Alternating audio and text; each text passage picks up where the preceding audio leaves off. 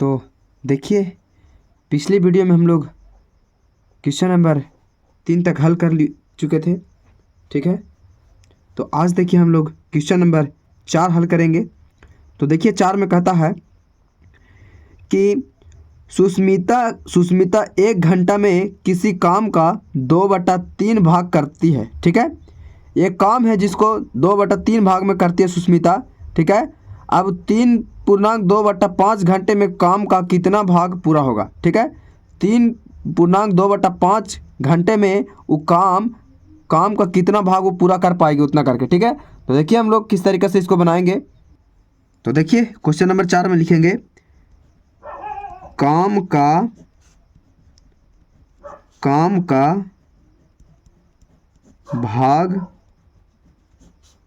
पूरा होगा। काम का भाग पूरा होगा।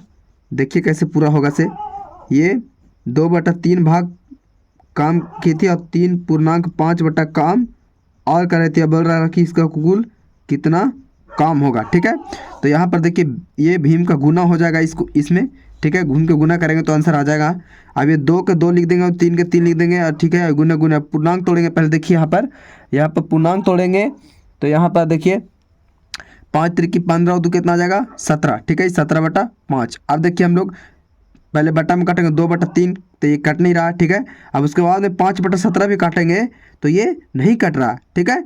तो यहाँ पर देखिए तिरछी देख लेंगे हम लोग, ये 3 और 17 भी नहीं कट रहा है, अब 5 और 2 भी नहीं कट रहा है। तो इसको कुछ नहीं, एक ही उपाय है, इसको गुना कर दीजिए, ठीक है। अब देखिए 17 दूनी कितना होता है 34, तो यहाँ 34 लिख देंगे। अब 5 त्रिकी 15, ठीक है।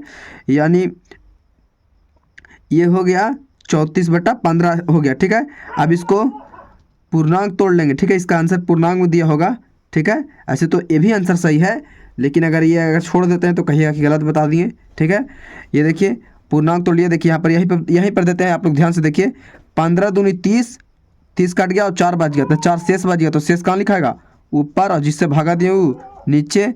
और 15 दूनी 30 काटे थे, यानी 2.4/15 आ गया, ठीक है।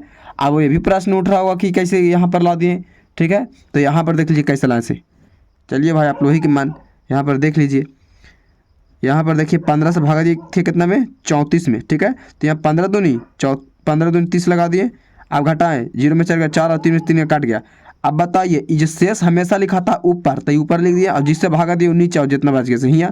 तो इसका कितना हो गया, इसका ये आंसर हो गया, ठीक है। यानी 2.4/15 इसका क्या हो गया, उत्तर हो गया, ठीक है।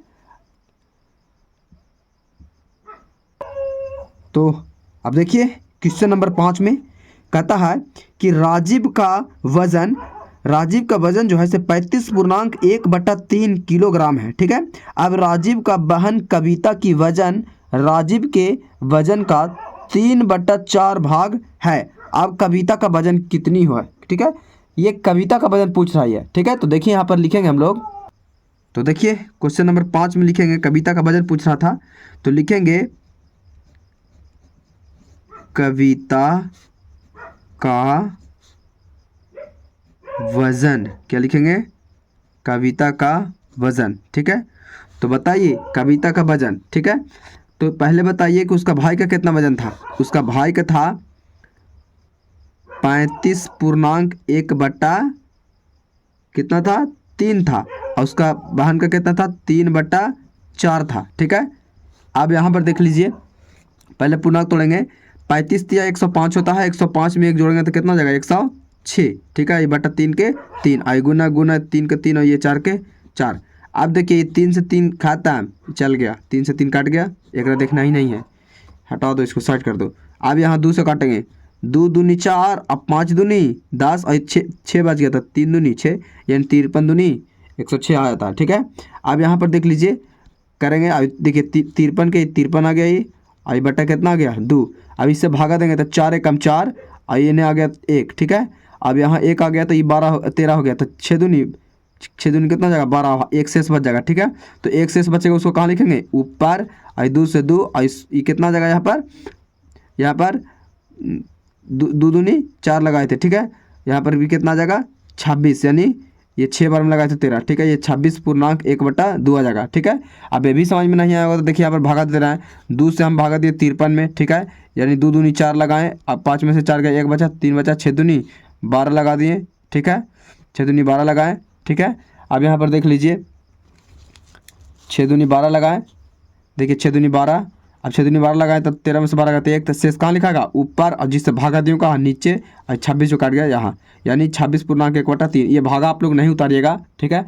बस ये हम समझाने के लिए ये क्या किए हैं, ठीक है। आप लोग इतना ही उतारिएगा, ठीक है। अब देखिए क्वेश्चन नंबर 6।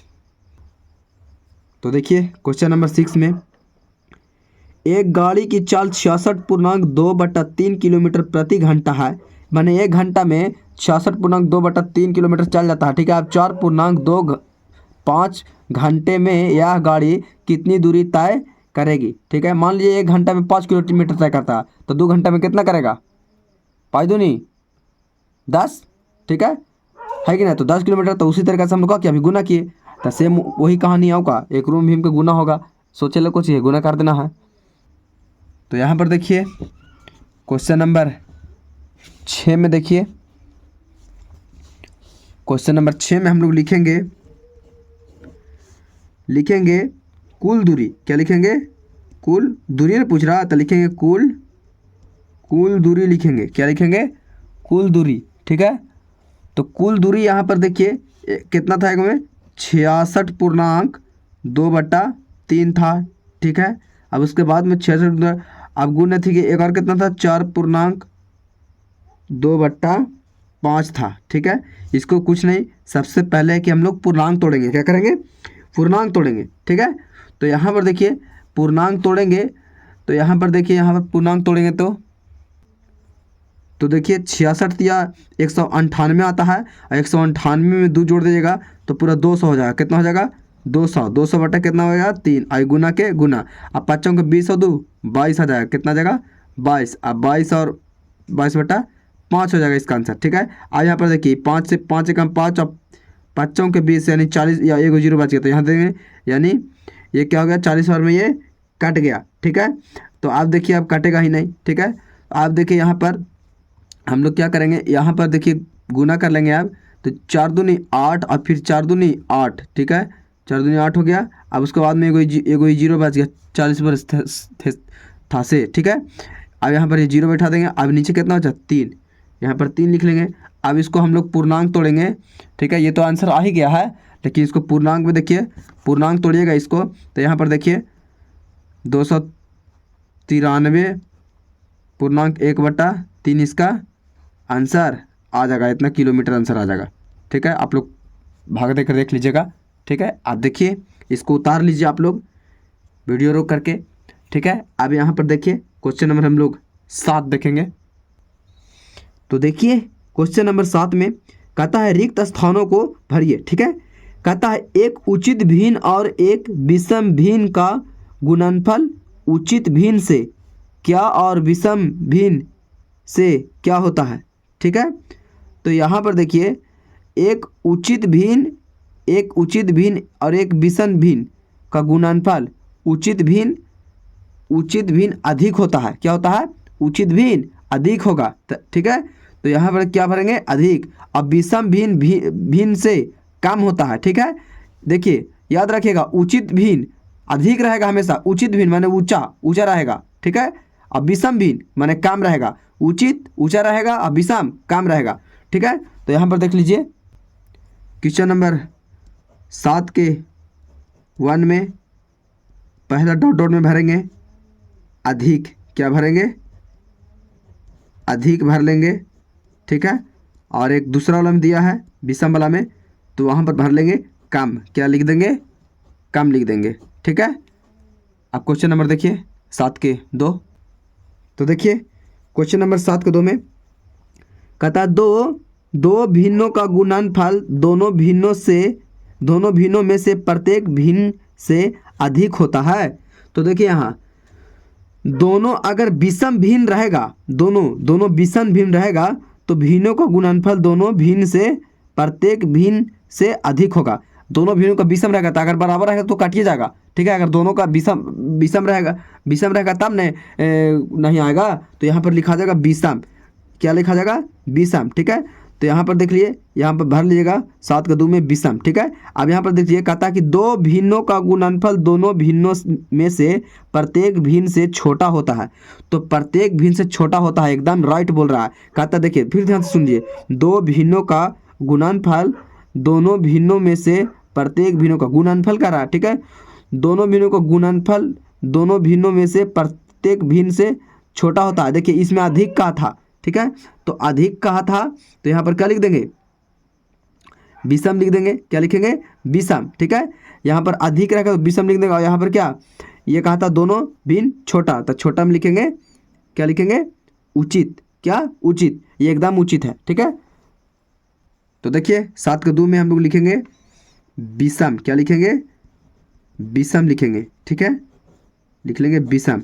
और 3 में लिखेंगे उचित। क्या लिखेंगे? उचित लिख लेंगे। ये हो गया हमारा उत्तर। ठीक है, तो वीडियो अच्छी लगी हो तो वीडियो को लाइक कर दें एंड चैनल को सब्सक्राइब कर दें। तो आज के लिए इतना ही काफ़ी। वीडियो को लास्ट तक देखने के लिए बहुत बहुत धन्यवाद। तो हम मिलते हैं नेक्स्ट वीडियो में।